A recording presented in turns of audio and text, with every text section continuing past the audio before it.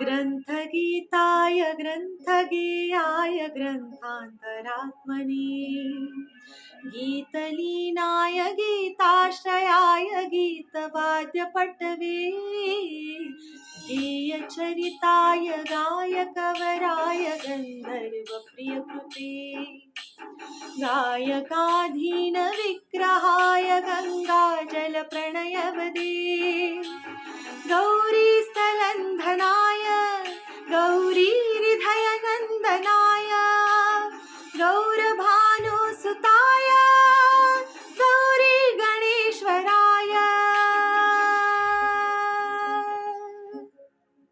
गौरीप्रणयाय गौरीप्रवणाय गौरभावाय धीमहि